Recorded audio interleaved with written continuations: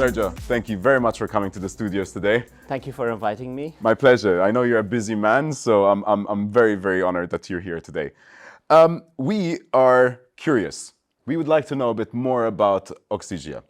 I have a few questions for you, and I'd like to dive right in just to satisfy our curiosity over here. Okay? We've gathered some information, and I'm just going to dive right into it. Yeah. Sergio, you have been in the iGaming and payments industry for a while now, and you have seen how things have evolved. Now, what do you think you would say is the greatest challenges for companies wanting to move into the space and grow? Obviously, yes, things have changed a lot in the past, 20, 25 years. We started by saying sort of the innovative companies, taking a leap and going into online. And obviously, you had the NGA license, which was a big booster to the industry. And then over the years, the industry has matured, and now we are seeing more local regulations. We're seeing companies that have grown exponentially, companies that have acquired other companies. So it is an industry that is maturing. It's homogenizing, and that obviously has its advantages and disadvantages. We see companies that now are behaving more, let's say, maturely. It's an industry that has stabilized a lot, but then on the other hand, you have companies that have a large control over big parts of the industry, which makes it challenging for the younger people to go in. So the bar is raised. You created Oxygia Consulting specifically for the purpose of assisting companies through this growth phase. Now, what has your journey been like, and what gives you the greatest satisfaction in helping your clients? I started about 5 years ago, and it's been a very, very interesting and a fun journey. It is definitely very satisfying to go down this route and to help people. In the end, that is what the whole idea of Oxygia is, to help companies, to help people, and to balance a little bit the scales, essentially. One of the things that I found very, very early, when I started, speaking to potential clients and so on, is that there was a bit of a gap, in a sense, and that I could fill in this gap. I have experience in quite a vast range of parts of an operation. I've touched various areas in my career, and obviously over the years I've built a decent network. So I know a few people, and I know some people who know some people, and so on. And when you're a smallish company or a growing company, there is a point where you need to make a transition from being a free-spirited entrepreneurial company where everyone is doing everything and so on, to introducing a little bit more structure, to bringing in some more specialized people and so on. And in between, there is this point where sort of the company hasn't grown enough to hire 10 or 15 specialists that fill in the various roles and have the necessary experience, because then obviously if you want to hire sort of highly experienced people in full-time roles, as for operations, for payments, for marketing, for various roles, it's very expensive, and it also might be a bit of an overkill, you know, at some point, because you haven't grown enough to justify sort of, you know, all those people in those specialist roles. And what I'm trying to do is sort of embed myself in these growing companies, and sort of fill in all the gaps, you know, to help these companies with things like payments, with things like assisting with regulations, you know, assisting with strategy and operations, and introducing the right structure at the right time, working with you know, all levels of the company. So from the top management at an advisory level, you know, all the way down to sort of, you know, maybe younger people within the company who are still learning the role and need some support, need some guidance, need some mentoring. So it's and this is You're kind of like a Swiss penknife, basically. yes, it's a little. I always have a little bit of difficulty sort of explaining exactly what I do, because it's kind of quite broad, you know. So I fill in the gaps basically, and I help companies transition from you know, from being sort of more of a startup to being a mid-sized company, you know. And then past that, usually I would stay on as an advisor to the top management and so on, and help bring people together. Is it okay to say then that Oxygia comes in kind of like a safety net for these companies? Yes.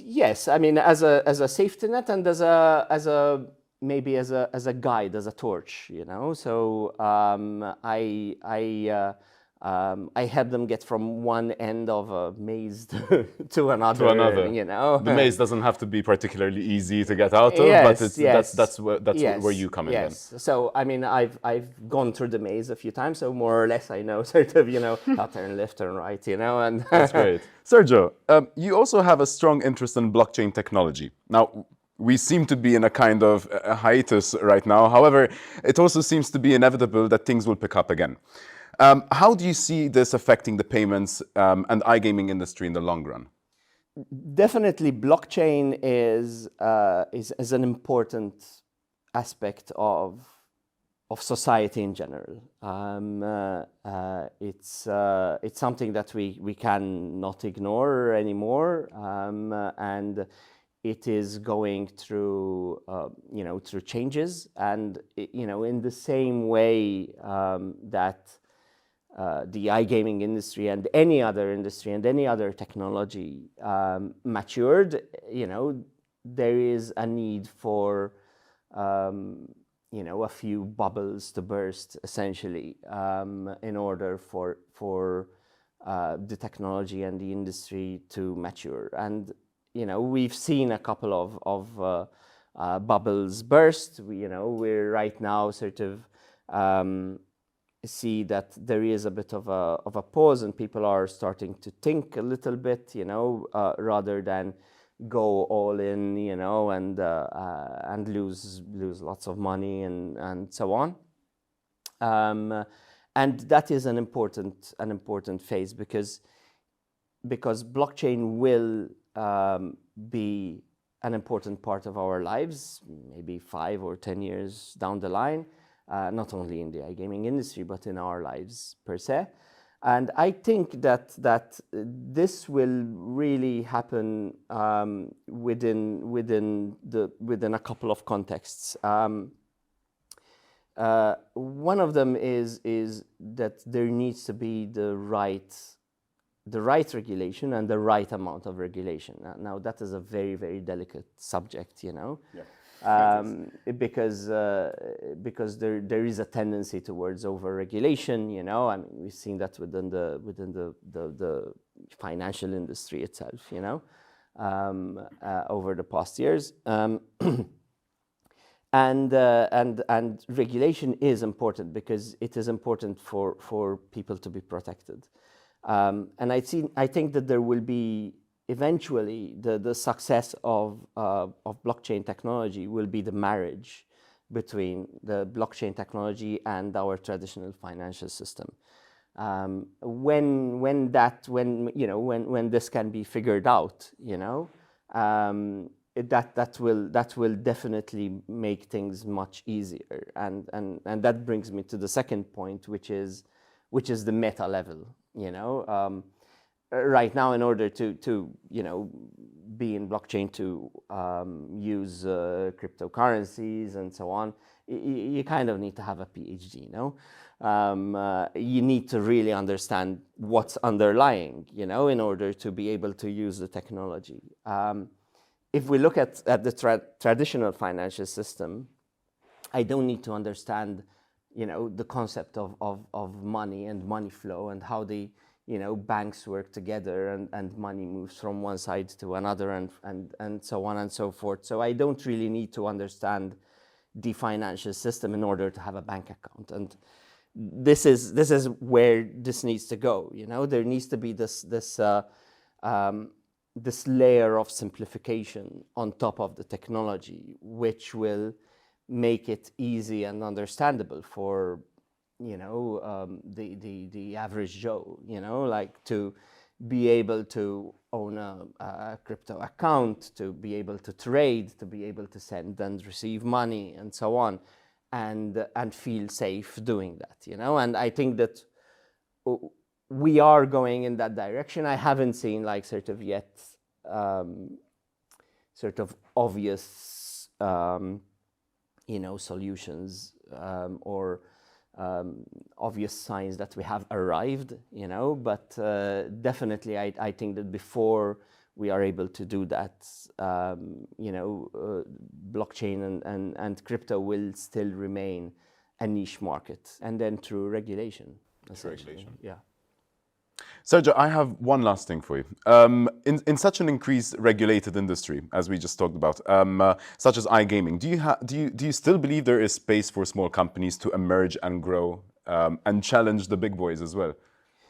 Yes, I totally believe that, and I believe that in any market, because we see this throughout the history of the world. You get the small guys that they grow, they become huge. They become big and heavy and slow and so on, and complacent. That's the worst part. And then you get a small, nimble, innovative company that comes in, and they start slowly eating, their market share. Eventually, the big company, let's take the example of Nokia, for example. Perfect example. Big, huge company controlled, 70% of the market share of mobile phones in 2000. Became complacent, decided that they're not going to do smartphones, because why? They joined up with Microsoft. Yeah, and they collapsed, and then Microsoft bought them for nothing.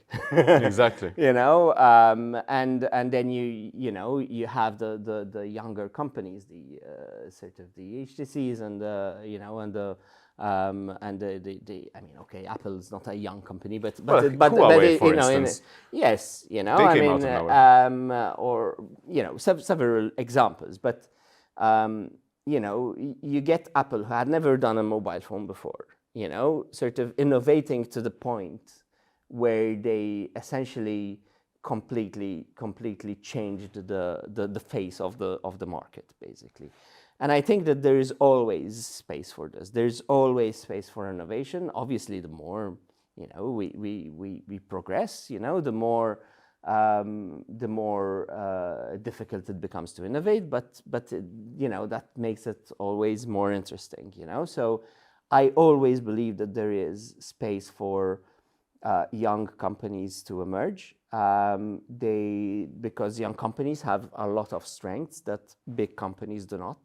They have agility, they have innovation, they are willing to take certain risks, that larger companies, especially maybe, public companies, cannot, because sort of, they're affecting their shareholders and so on, when you have a small company that's like 5 people, and they're like, okay, we're going to sell my apartment and open a company, and it's that passion, that innovation, that risk-taking, that agility, that the ability to move swiftly, to adapt, to change, that creates this circle, this, we can call it the circle of life, sort of you have those smaller companies that take on the big companies, the small companies become the big companies, and then, and then another small company will come in and sort of replace them, and so on and so forth. So progress will be much smaller, because in the end, the bigger companies have much less